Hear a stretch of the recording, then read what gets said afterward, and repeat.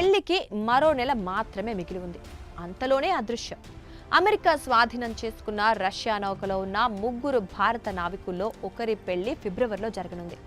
ఉత్తర Atlantic మహాసముద్రంలో America సైన్యం స్వాధీనం చేసుకున్న రష్యా చమురు ట్యాంకర్లో చిక్కుకున్న భారత నావికుల కుటుంబీకుల ఆందోళన చెందుతున్నారు. కేంద్ర ప్రభుత్వం జోక్యం చేసుకుని చిక్కుకున్న 3 కాపాడాలని కుటుంబీకులు కోరుతున్నారు. వారిలో హిమాచల్ ప్రదేశ్లోని పాలంపూర్ ప్రాంతానికి చెందిన రిక్షిత్ చౌహాన్ కూడా ఆ 3లో ఒకరు. అయితే రష్యాలో ఉపాధి పొందుతున్న రిక్షిత్ పెళ్లి ఫిబ్రవరి 19న జరగనుంది.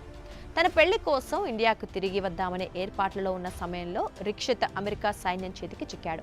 గతంలో బెల్లా 1 అని పిలిచే రష్యా చమురు ట్యాంకర్ మెరినీరా కరీబియన్ సముద్రంలో ప్రారంభమై ఉత్తర అట్లాంటిక్ వరకు వెంబడించిన తర్వాత జనవరి 7న యుఎస్ సైన్యం ఆ నౌకను స్వాధీనం చేసుకుంది.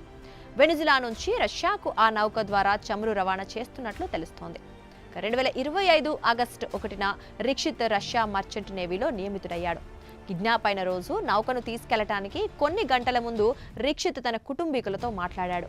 వెనిజులాపై అమెరికా సైనిక చర్య ముగిసిన తర్వాత ఓడను తిరిగి తీసుకురావాలనే ఆదేశాలున్నాయని రిక్షిత్ తన తండ్రి రంజిత్ సింగ్కు చెప్పాడు. అంతలోనే ఈ దుర్ఘటన జరిగిందని కుటుంబీకులు ఆవేదన వ్యక్తం చేస్తున్నారు. రష్యన్ చమురు ట్యాంకర్లో బందీ అయిన మర్చెంట్ నేవీ అధికారి రిక్షిత్ను విడిపించడానికి ఇక్కడి ప్రభుత్వం జోక్యం చేసుకోవాలని కుటుంబీకులు విజ్ఞప్తి చేస్తున్నారు. ఫిబ్రవరి 19న రిక్షిత్ పెళ్లి జరగనుంది. రష్యన్ కంపెనీలో పనిచేస్తోన్న రిక్షిత్కు ఇది మొదటి సముద్ర మిషన్ కావటం గమనార్హం. ఆ నౌకలో మొత్తం 28 మంది సిబ్బంది ఉన్నారు. భారత పౌరుల భద్రతా విషయంలో విదేశాంగ మంత్రిత్వ శాఖ కఠినమైన చర్యలను ప్రారంభించిందని విదేశాంగ మంత్రిత్వ శాఖ అధికార ప్రతినిధి రణ్ధీర్ జైస్వాల్ తెలిపారు.